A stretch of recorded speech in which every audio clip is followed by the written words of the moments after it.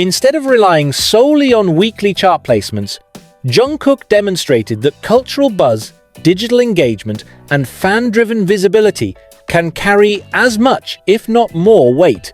In simple terms, people weren't just listening to his music. They were constantly discussing him, sharing clips, and keeping his name trending across multiple platforms. Even on days when he wasn't actively promoting, he managed to dominate conversations. This created tension in the industry. Record labels and chart analysts were forced to acknowledge that influence could not be measured only by sales numbers or radio airplay anymore.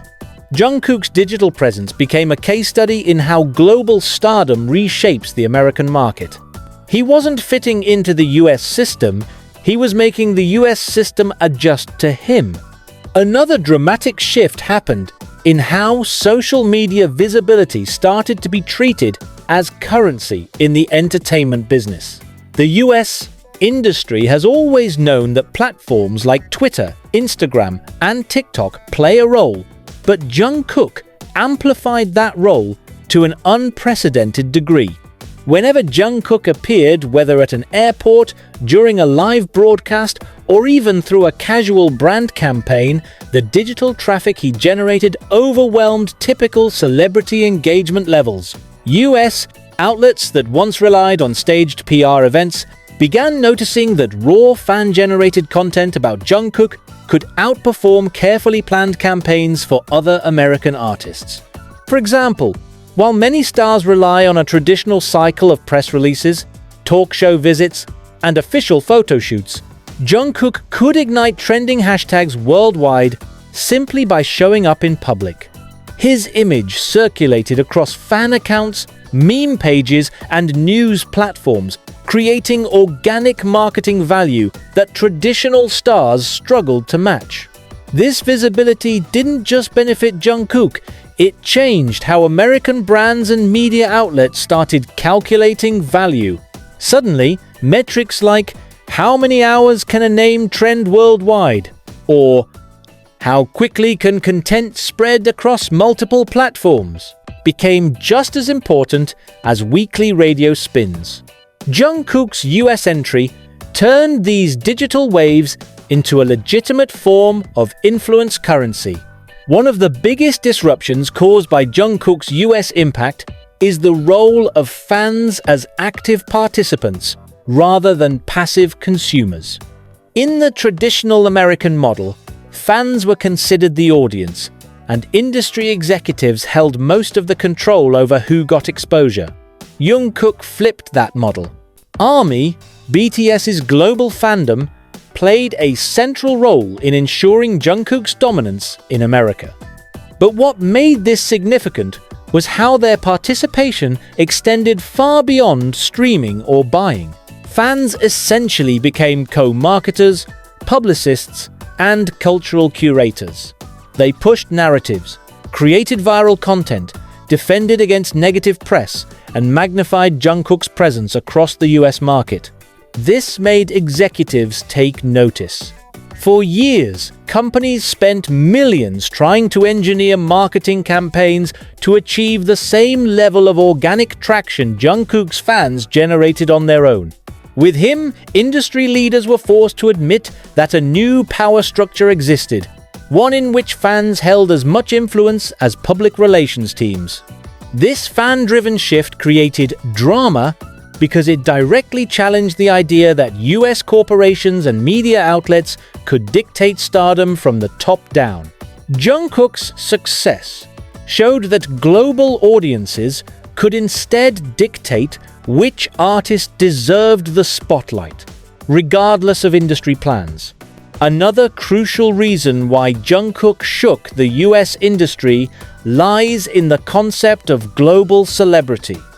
Traditionally, American media has held the belief that international stars must adapt to US systems in order to be fully recognized. Jungkook challenged that narrative by arriving in the US without drastically altering his identity, style, or cultural background. Rather than reshaping himself to fit a Hollywood mold, He brought his Korean artistry, global fan culture, and existing digital dominance into the American market. This flipped the script. Instead of him adapting, the industry had to adjust to his presence. Talk shows, magazines, and brands that wanted to feature him had to embrace the fact that Jungkook's identity was already established and did not need Americanization. This shift was dramatic because it undermined the idea of the US being the ultimate gatekeeper. Jungkook proved that a star could be global first, and then the US would follow, not the other way around. That reversal put pressure on other international artists and even American ones, who suddenly realized the old pathway of first succeed in the US, then expand globally was no longer the only route. Naturally, the US industry's response to Jungkook's disruption has been mixed. On one hand, many executives admire his ability to draw attention and break through without traditional PR cycles. Brands and networks that collaborated with him enjoyed massive exposure, often beyond what they could expect from established Hollywood stars. On the other hand, there's been unease. Jungkook's presence exposed weaknesses in the American system, especially its reliance on outdated measurement tools and heavily controlled PR models. His success made it harder to ignore the fact that younger audiences no longer consume celebrity culture the same way. For an industry built on legacy systems, this created tension and even subtle competition. When Jungkook entered the US spotlight, the entertainment industry wasn't the only sector paying attention. The world of fashion, advertising, and corporate endorsements quickly realized his influence wasn't ordinary. His presence created ripple effects that forced US brands to reconsider how they approach celebrity partnerships, how they value cultural impact, and even how they calculate return on investment, ROI. In other words, Jungkook didn't just arrive as a performer, he entered the market as a business force who rewrote the rules of branding in America. This shift is one of the most dramatic ways he shook the industry, because endorsements have long been a core strategy in US celebrity culture. For decades, Hollywood actors and American musicians were the go-to choices for major deals, and the process was predictable. Sign a star, produce a campaign, run commercials, and hope the fan base responds.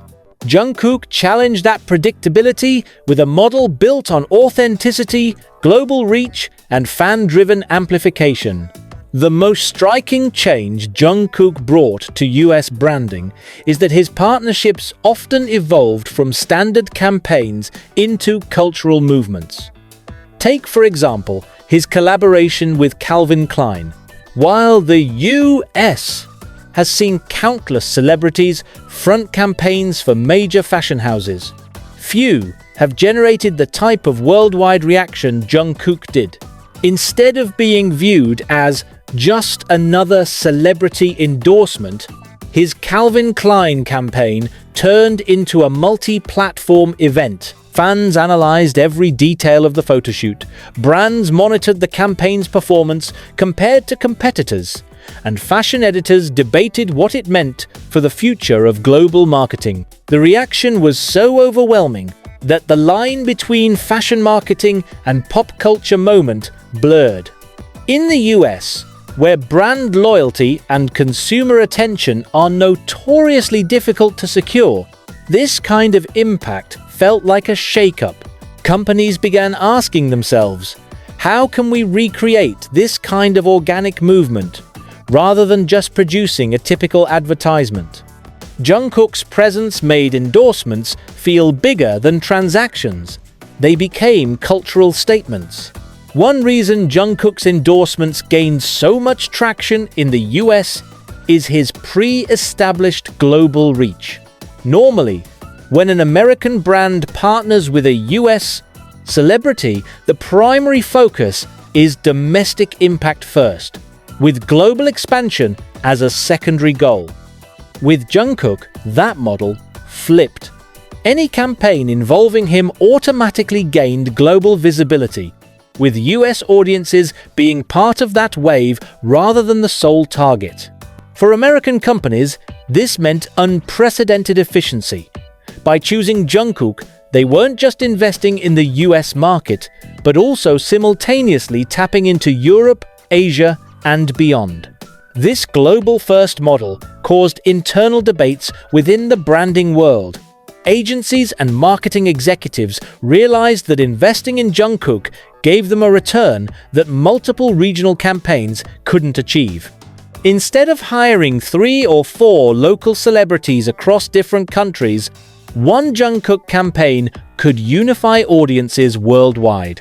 That efficiency shook the US branding industry, where segmentation and local tailoring had been the traditional approach. Another dramatic factor was how Jungkook blurred the line between organic visibility and paid advertising. In the US, companies often rely heavily on expensive advertising budgets to push their campaigns into the spotlight. Billboard ads in Times Square, full-page magazine spreads, and television commercials are common tactics. But when Jungkook collaborated with a brand, much of the visibility came organically through fan circulation. Photos, behind-the-scenes clips, and campaign hashtags spread like wildfire without brands needing to pump millions into ad spend. While traditional media was still part of the rollout, the fan-driven digital storm amplified campaigns at a level paid strategies couldn't match. This challenged American companies to rethink their budgets. Why spend millions forcing exposure when Jungkook could generate it organically? Of course, the catch was that few stars could replicate his effect. This realization created both excitement and anxiety in US branding circles, excitement about the potential, but anxiety about how to compete when one figure could dominate so easily. Another shakeup was the way Jungkook's image aligned authentically with the brands he represented. In the US, celebrity endorsements often face skepticism because consumers can see them as purely transactional. When a star suddenly promotes a soda brand or skincare line they've never mentioned before, audiences may view it as insincere. Jungkook, however, maintained a consistent image that matched his endorsements. For example, his collaboration with Calvin Klein didn't feel forced because fans had long associated him with a modern, stylish, and youthful aesthetic. Similarly, his presence in lifestyle and luxury spaces felt like a natural extension of his personality and public image. This authenticity increased the credibility of his campaigns in the US, where consumers, especially younger demographics, value sincerity over glossy marketing. For the industry, this was a wake-up call. Executives began realizing that throwing money at big names wasn't enough anymore. The alignment between star and brand had to feel real. Jungkook's campaigns stood out precisely because they blurred the line between personal identity and professional promotion. In US marketing, ROI is the ultimate measure of success. Brands want to know how much revenue and recognition a campaign delivers compared to the investment. Jungkook's collaborations often produced numbers that reset expectations. Reports of sold-out products, spikes in website traffic, and social media trends tied to his campaigns became common. Even in cases where the brand wasn't directly consumer-driven, like luxury fashion houses that rely on long-term prestige rather than immediate sales, his impact was visible. Stock levels shifted, resale markets heated up, and competitors scrambled to adjust their release schedules. For US companies, this created drama behind the scenes. Executives were suddenly under pressure to replicate results they couldn't easily achieve with other stars. Some began shifting budgets toward K-pop idols and international figures, recognizing that the old formula of only choosing American celebrities was no longer the most effective. Jungkook essentially reset the benchmark for what success in endorsements should look like. Perhaps the most dramatic element of Jungkook's branding influence is how it challenged the Hollywood-centric model of endorsements. For decades, American brands leaned on Hollywood actors and domestic musicians as their primary ambassadors. The idea was simple. If you wanted the biggest cultural impact in the US, you needed a US-born star. Jungkook disrupted this by proving that a Korean artist could not only compete but surpass traditional American celebrities in visibility and effectiveness. This created tension, especially in industries that had long overlooked non-US talent. Suddenly, marketing executives had to admit that global stars like Jungkook were not niche or regional, but central to shaping American consumer culture. For Hollywood itself, this felt like a challenge. Actors and musicians, who once held exclusive dominance in endorsements, found themselves sharing space or even being overshadowed by an international figure. The old assumption that American audiences wouldn't connect with non-English speaking stars crumbled in real time. The impact of Jungkook's endorsement power is still unfolding, but the drama it created in the US branding world is undeniable. Agencies are now more aggressively scouting international talent. Brands are more cautious about selecting ambassadors who feel authentic, and traditional advertising budgets are being restructured to prioritize digital amplification. More importantly, Jungkook's success sparked a conversation about sustainability. Can other stars replicate his formula, or is his influence unique? If his model is the future, then American branding faces a new era where global reach, digital fandoms, and cultural authenticity matter more than celebrity status alone.